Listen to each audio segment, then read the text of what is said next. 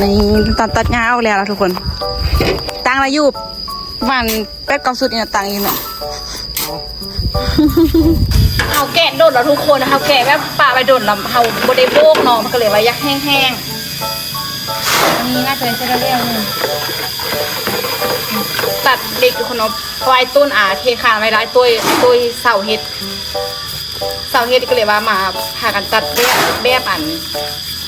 ขั้นเนาะแบบขั้นสบายดียินดีต้อนรับเข้าสู่จองเข้ามีนาซาลูกพบาเด้อทุกคนเลยสบายดีกันตอนแรกซะ นี่ก็คืออ้อมาเฮือนอู้ทุกคนเนาะที่พากันอ้อมาเฮ็ดโต๊ะก็คือก็ซื้อเครื่องมาเมื่อวานนี้แต่ว่าเครื่องให้ยังบ่ทันได้เฮ็ดทุกคนเนาะแต่ว่ามาวันนี้คือมาที่นางสิมาโบกโต๊ะตกที่เทไว้ตอนนั้นท่านแล้วก็มาโบกหน้าโต๊ะหน้าตั้งยังท่านทุกคนเนาะก็ต้องตัดเอาจากมาตัดหญ้าตรงนี้ฮะแต่ลายตัวไม่ได้สวยใช่ป่ะกินข้าวแล้วตัดฟ้าออกมาสั่น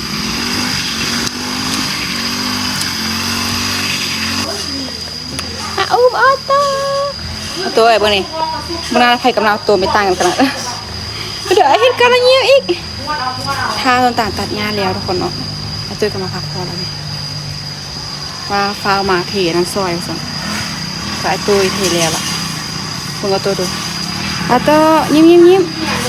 เอาตัวเนี่ยลิ้นไปหน่อยเอาตัว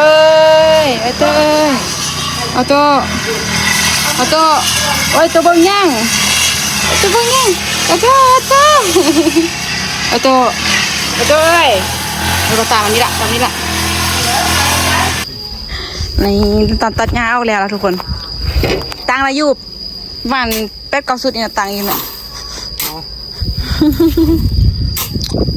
พี่เอาตัวบักขาแล้วไปเอามะม่วงมากินเอาจะแซ่บขนาดทุกคนมะม่วงอีกแล้วนะ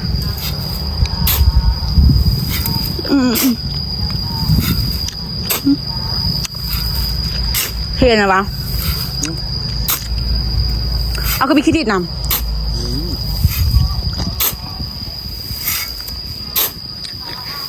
ใช่ดิวันพากันไปซื้อเครื่องมาทุกคนได้ครบหมดละแต่ว่ายังพันในตัดแบบ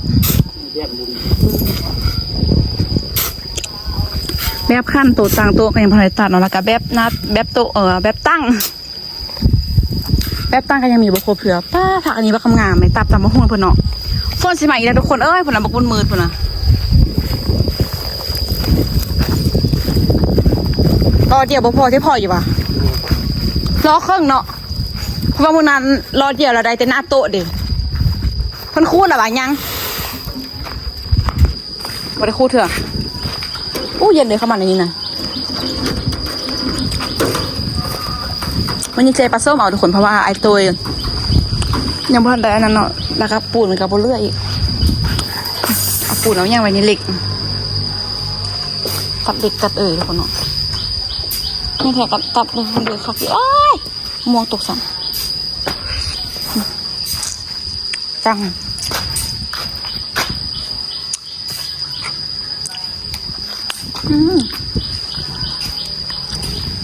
แต่กันยังแบบไหนทุกคนแบบไหนกันยังบ่ทันใดเถอะใจเมื่อวานไปเลาะซื้อบัวกันเอามาก่อน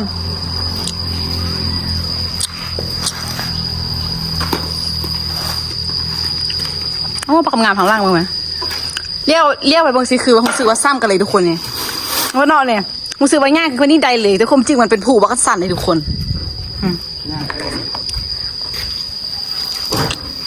นั่งไปก็ได้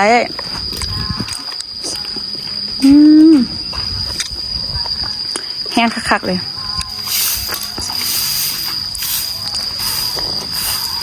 เทน้ำโต๊ะคือเก่าทุกคนนี่แหละกันอย่างอันนี้พันเลยซื้อทุกคนงานเล็กหน้าโต๊ะเนาะอ้าวโอ้คนปู่อีกอันหนึ่งวะ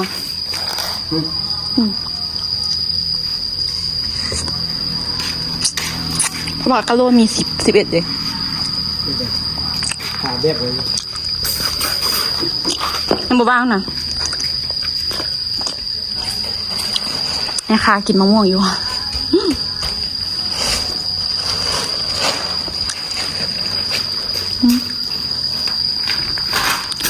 มาฟ้ามันอันยกอันนั้นเทใส่ตัวเลยสันเพื่อนทางเด่นเอาตัวพันแล้วก่อน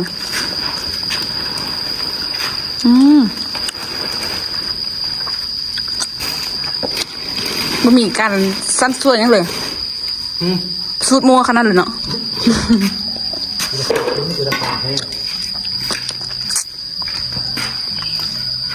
เราจะพากันตัดแบบใช่ทุกคน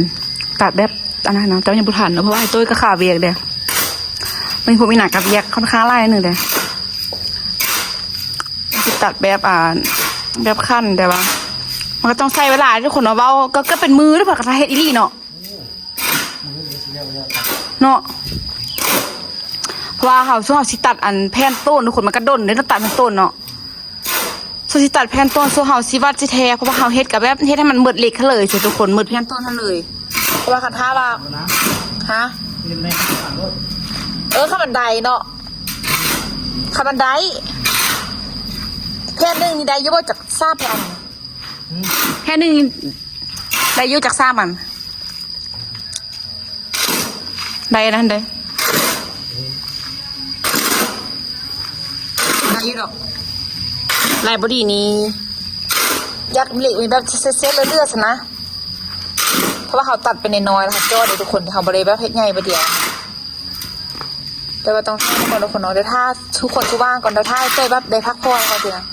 ว่าเมื่อวานนี้ก็คือเป็นวีทีไอต้ยพักผ่อนบริเฮ็ดเวียคนเนาะไอต้ยพักผ่อนบริเฮ็ดเวียกันเลยว่าพากันออกไปพูดเนาะ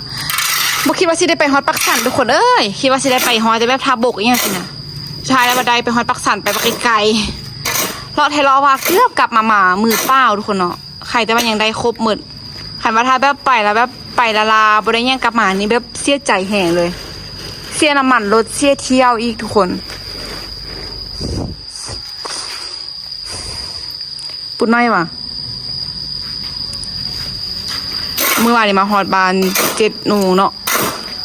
7 โมงครึ่งบ่เนาะวันเนาะจะมาครึ่ง8 โมงอย่างนี้แหละทุกส่วนจะได้กลับเฮือนไปอาบน้ำกัน9 โมงทุกคนเนาะวันนี้แบบเมื่ออยากนอนแห้งขนาดเลยก็เลยว่าเข้ารอบหน้าอย่างเลยทุกคนเนาะว่าเขาก็คิดใจซ่อมีแล้ว2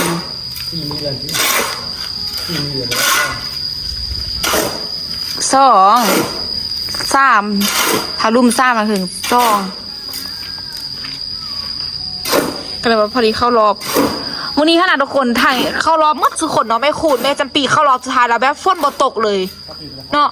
เข้าก็เข้าอ่ะแล้ว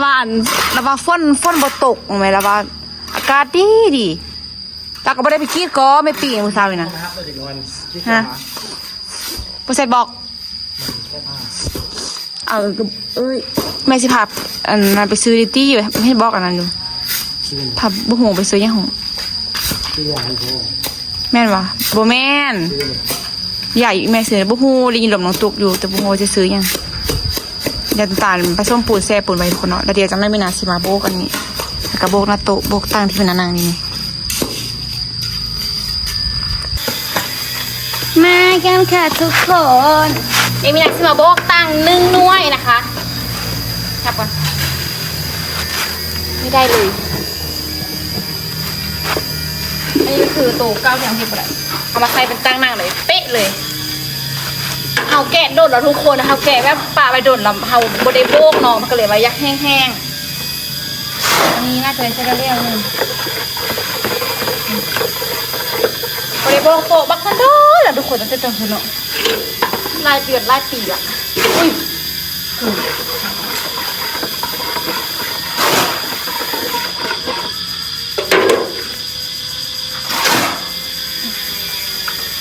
บดได้โบกสุดน้องน่าจะแห้งหมดเลย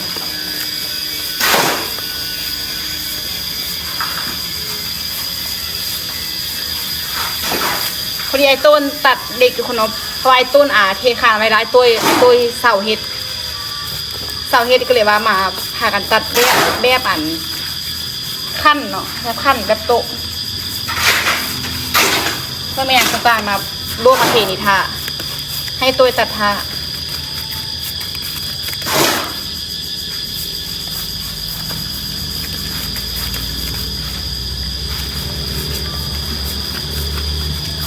แม่พ่อหอทุกคนคือพ่นสิโตอีกล่ะเมื่อคืนนี้ป้อนพ่นแต่ว่ามื้อนี้น่าจะบ่ป้อนมีหนาว่านะ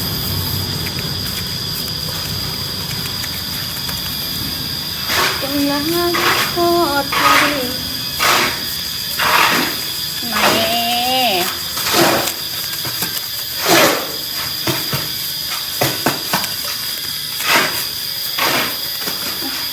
ก็ประมาณนี้เลยทุกคนเลยความนอนยักแห้งละยักแห้งละเดี๋ยวไปทางไม้แล้วเดี๋ยวจังกลับมาโบอีกคลุกน้ำเพื่อความเรียบเนียนนะคะเดี๋ยวเฮ็ดแล้วเดี๋ยวสิทาซี่ทุกคนเนาะเดี๋ยวจะไปตามไปหาในจันอันนึง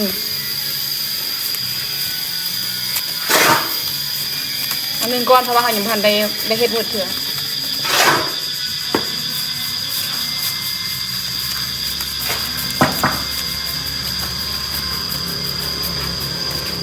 เย่คู่เลยบอกคู่อะไรบ้างแค่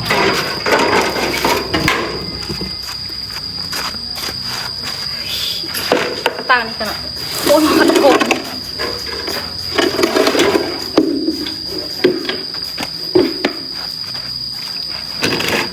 อันนี้เขามีแต่สายทุกคนเขาใช้ที่สายแล้วมันยังนิ่มเนียนว่า5 หินบดบ่ได้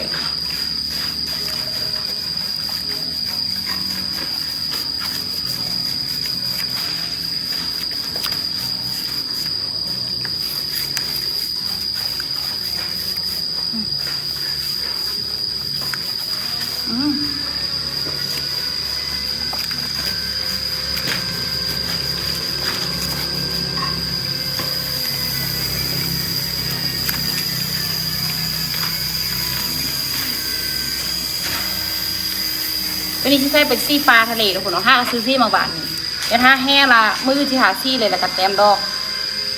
ทาซี่แต้มดอกเปล่าไปเลย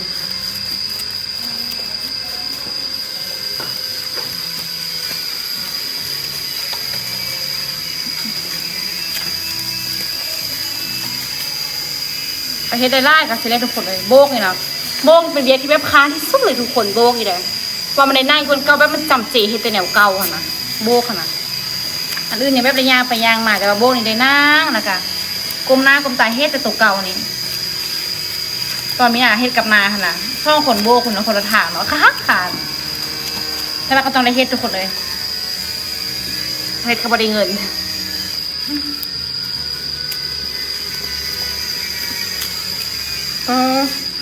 ถ้ากับโบก1ปูเต็มเสื้อล่ะข้าวผัดปลา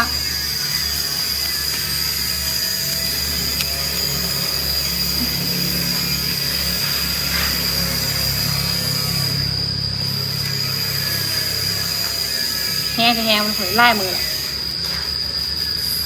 4-5 มือแล้วเนาะแกะแบบบอกนี่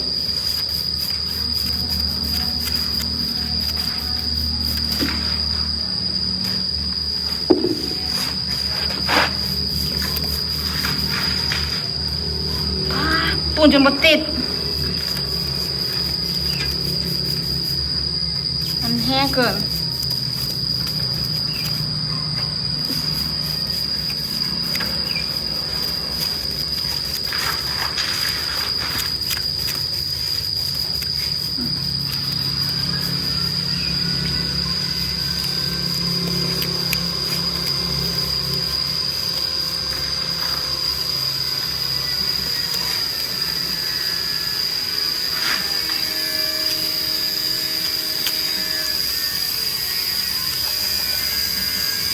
ร้อย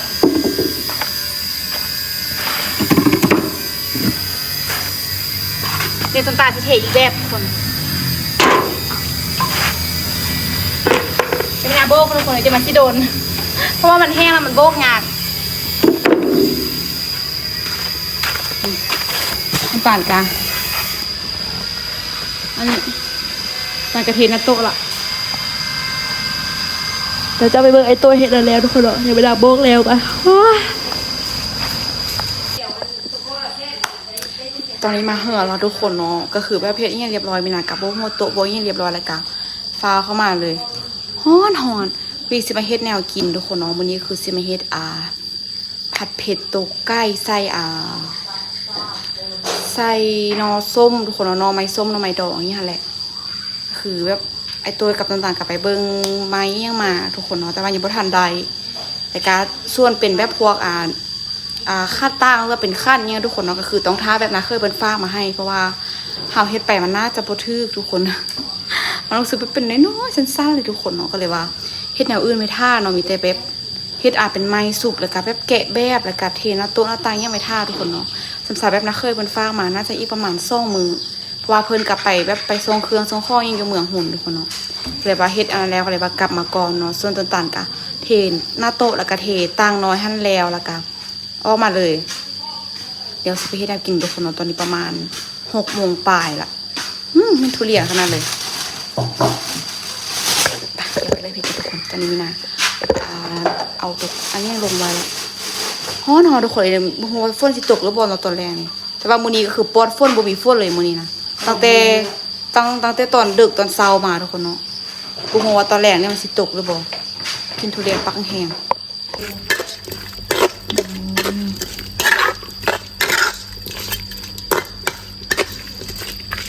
เดี๋ยวเอานี้ลงไปก่อนทุกคนเนาะลงยากเบิดมือก่อนมันยังแรงๆอยู่เลยนะมีน้ำบริเอาหัวใส่ก่อนเดี๋ยวพัดเสด็จกันเลยทุกคนพัดเสด็จกันน่าจะบุกไปหน่อยพัดเสด็จ1 ตัวทุกคนคือว่ากินไก่ตลอดแท้ทุกคนเนาะมาทุกคนเนาะมากินไก่ส่วนยาแบบจะให้มีหนากินไก่ตลอดครอบครัวกินไก่ตลอดทุกคนเนาะแบบหอมๆไปเลยนะคะ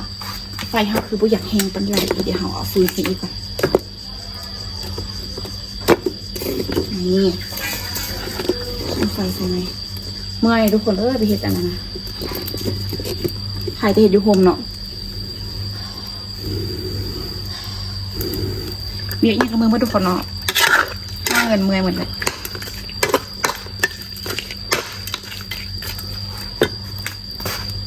อันนี้เป็นอันนี้ทองเด็ดที่เขาคาดตัวใดเจียวหน้าเจียวหน้าเจียวน้ำหน้าแต่ว่าใส่ข้าวปุ้นกระเซ็บเลยทุกคนนะเซ็บตาผัดมันยังแห้งเลยทุกคนเนาะไอ้ร้อยแห้งเลย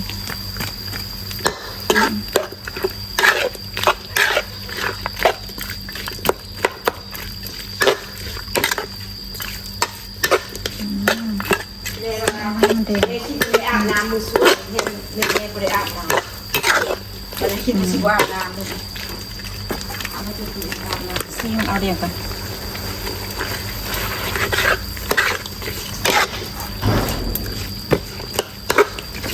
หอมขนาดหอมเวอร์เลยผัดให้ยำแห้งทุกคนเนาะ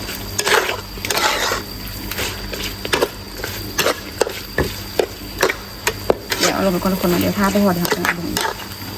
ลงไปหอมให้น้องสุกๆนี่ใส่ปลาไหลของเราหน่อไม้ส้มแล้วว่าหน่อไม้ดอกของเรานั่นเองเวลาอยู่ได้นี่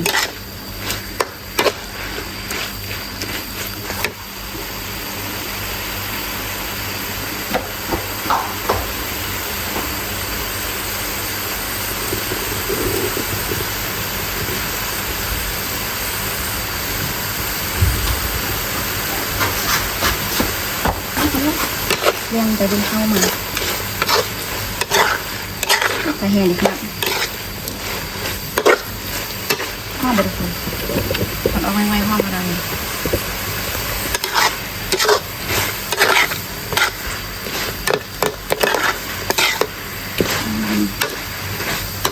เสร็จค่ะ คนไปเรื่อยทุกคนน้องทุกคนน้องจะสุกทำมาปรุงรสไม่นึงกันเอาไปแค่ละเครื่องไปแห้งนะเพราะว่ามันหนาวฝืนอันนั้นใส่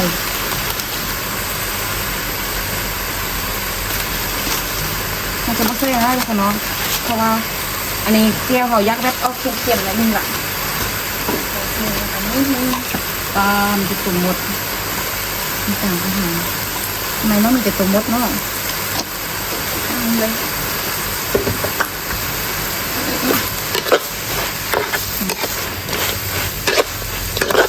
เป็นก็ได้ทุกคนยังได้ใจขนาดนี่ผู้ใดมาซิมให้ก็อันนี้เป็นอันนั้นเป็นใบอันนี้ทุกคนเนาะใบย่อมันอยู่นะใบกระปูดนะทุกคน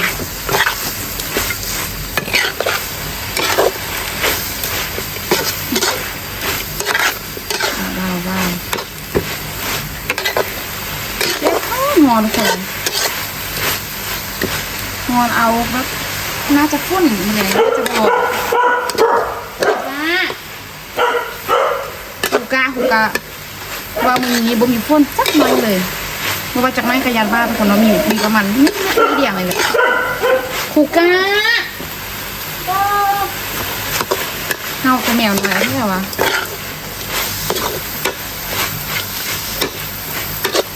เดี๋ยวผัดจากนั้นละเดียวนั้นเรามาสิมเดี๋ยวมันผัดจากไม้ก่อนเสร็จแล้วทุกคนแดงวะอยู่ในกล่องอาจจะโบแดงแห้งแต่ว่าอยู่นี่แดงแห้งอาจจะแบบอันนั้นไม่หนึ่งทุกคนอาจจะแบบมอจะแบบแห้งไม่หนึ่งเพราะว่าขอแบบให้น้องแฮมเดี๋ยวเรามาตักกันนะคะวันนี้นะ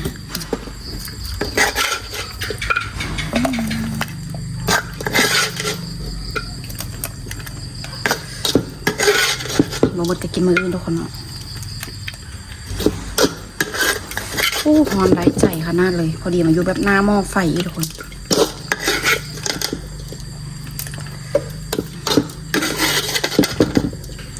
ชิมมาแล้วก็โอเคอยู่ทึบนี่อุ้ยมีติดนี้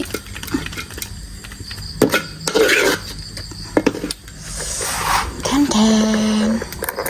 จะใส่อยู่ป่ะทุกคนนี่ปะอย่าไปใบกัน1 2 3มีในนี้ได้ทุกคนผมบอกมีอย่างมีสิ่งที่มีน้ำบ่มากเนี่ย